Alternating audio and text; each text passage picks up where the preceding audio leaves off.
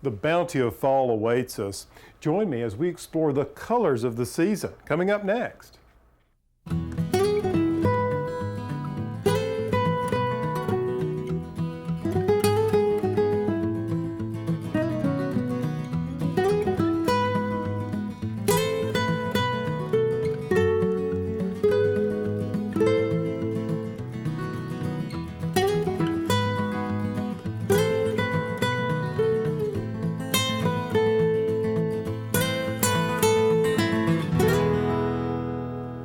I'm Alan Smith. Welcome to today's show. You know, the fall is definitely the season of abundance. I can't pass up a roadside stand this time of year that's full of pumpkins and gourds and fresh cut flowers like these. Let me just set these aside. You know, they're so beautiful and exuberant. In today's show, we're going to take a trip to the Lone Star State. You know, this part of the country is known for its brilliant roadside wildflower displays, and we found a spot that's hot on the Wildflower Trail. An expert from Wild Seed Farms drops in to tell me how to get a bumper crop of wildflowers in my garden. Plus, we'll talk about what to do when wildflowers fade from your landscape and how to get them to return next year. Oh, have I got a story for you. I had a moment of craziness and decided to create a whole new big garden.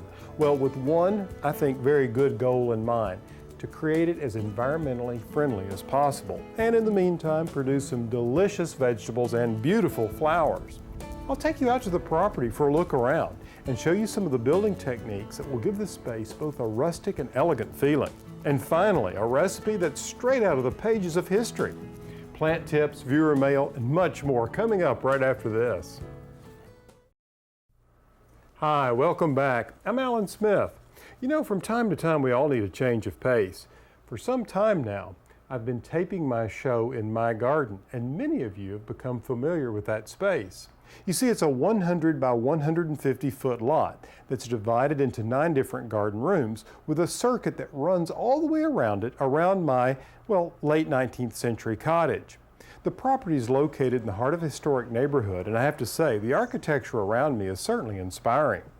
Now, don't get me wrong, I love my garden, but let's face it, after all these years of gardening in the same place, well, you know, I want to do something a little different.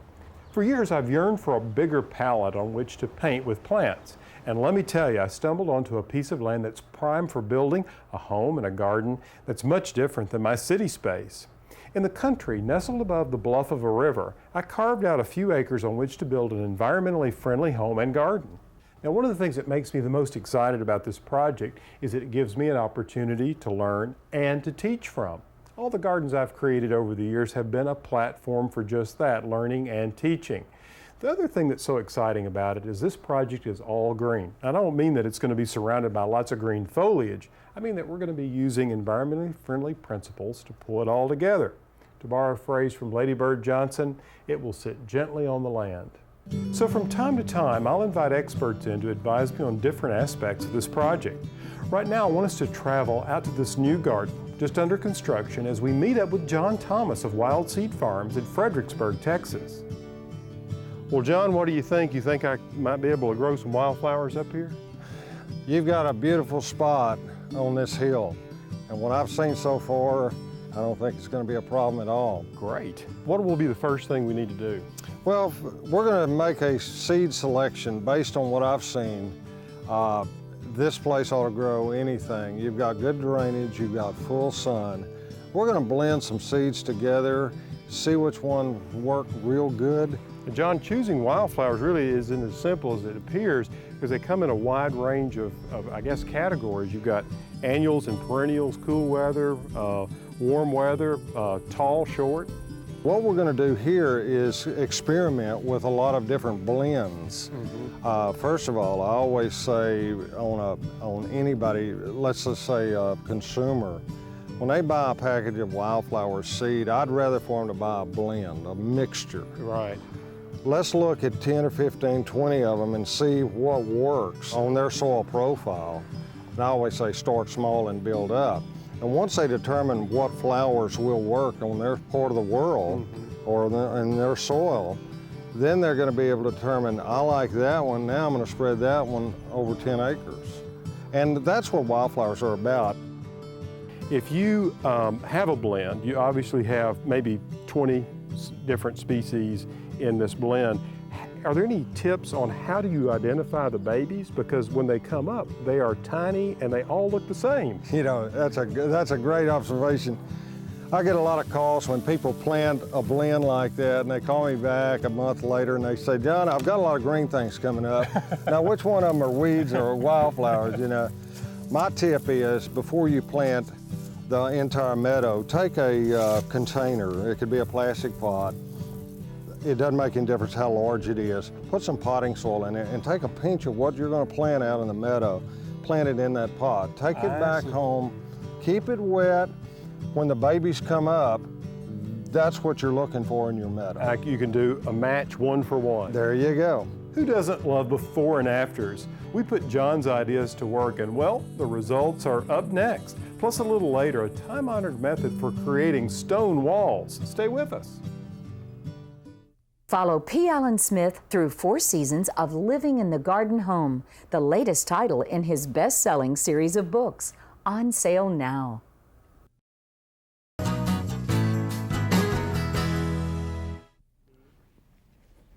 Come on, Angel. Good girl. Oh, the sights and the sounds of summer. There's nothing quite like it. And when you can see beautiful wildflowers like this, well, for me, it just puts me at ease. You know, these are all so comfortable together. Just look at the colors.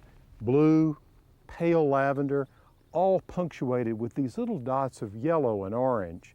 Now, as the summer unfolds, what will happen is we'll move away from these soft pastels and blue tones to warmer tones, to golds and yellows and orange and hot reds. Now, some of the specific flowers we see in bloom today include these beautiful larkspur. They're tall and spiky, and they're flowering next to blue cornflowers or bachelor buttons. They come in a range of blue to mauve to purple, even pink and white. Now, if you look a little closer, you can begin to see some of those warmer colors coming through. It's funny how as the summer temperatures come up, so does the color palette. It warms up as well. And you can see this through flowers like the Gaillardia, Black-Eyed Susan, and Coreopsis. Now let's face it, while this is beautiful, it may be a look that's not for everyone. If you love a beautifully groomed lawn and clipped hedges, well, this may not work for you. You see, wildflowers to be beautiful like this year in and year out, they have to go through their entire life cycle. They have to be able to produce seed. Those seeds have to mature, and then they drop to the ground, and then the next spring they come up and do it all over again. But there are ways to use wildflowers around your home if you're really crazy about them.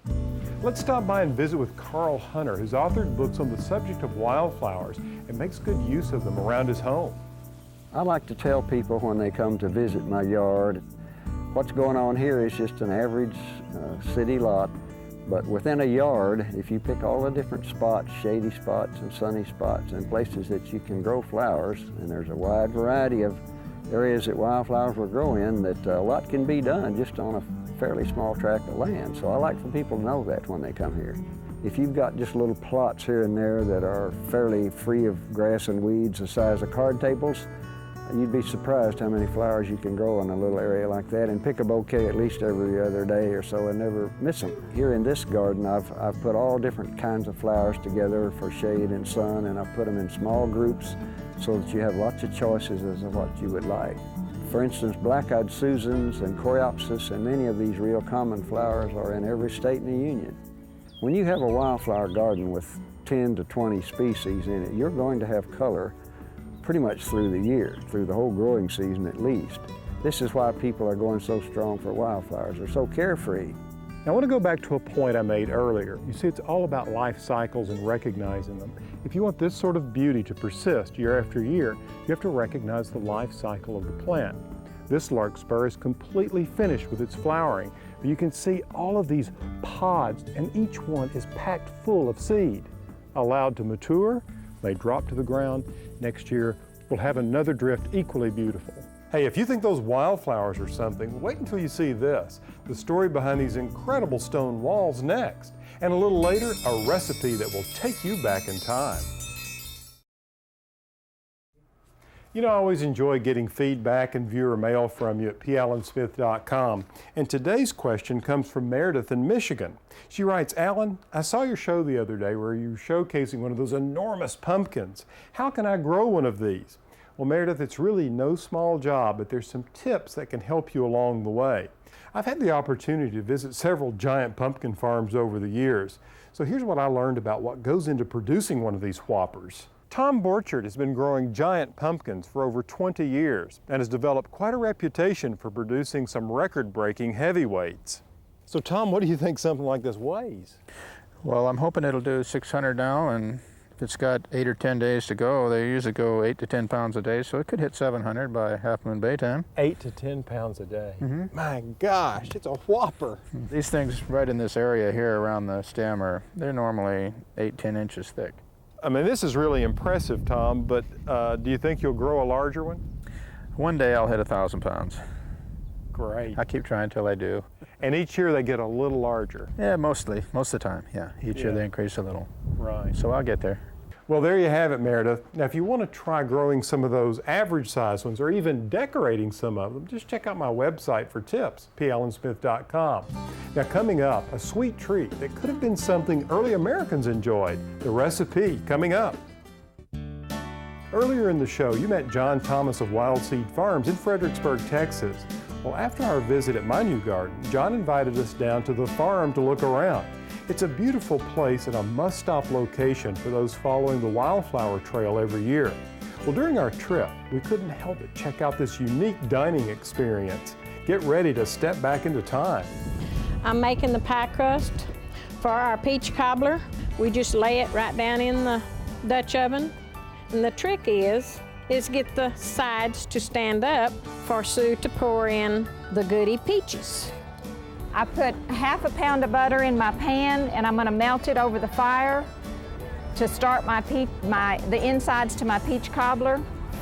And when I have that butter melted, I'll put it in this pot because I have to cook my cobbler insides before we put it in the crust because otherwise it doesn't take the crust long to cook. And so we want this cooked pretty good. And I put 12 cups of canned peaches in there that I've put up. These are what's left, because the peaches come off in June, we'll have some fresh then. Once the butter is melted, I'll put it in here with my 12 cups of peaches, and I add about 2 teaspoons of cinnamon to it. Okay, I got my cinnamon in here.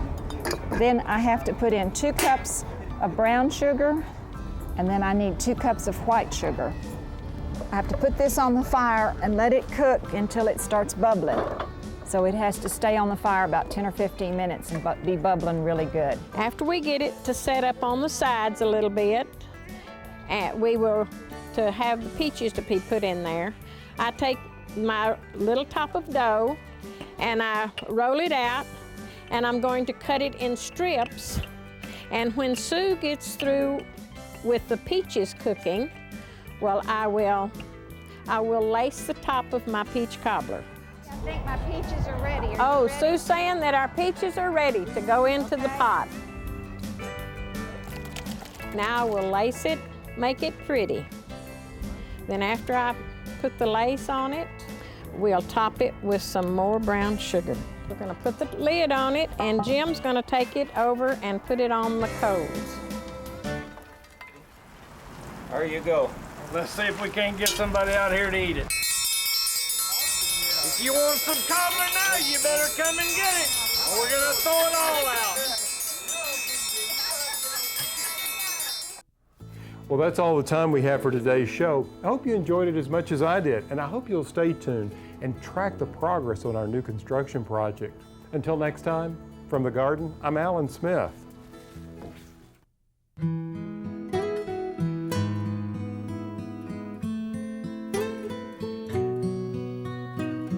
In this garden I dream of a bed of flowers.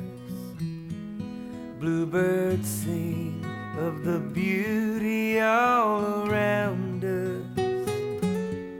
And every time the sun comes out, I can't help but smile. on. No, I can't help but smile.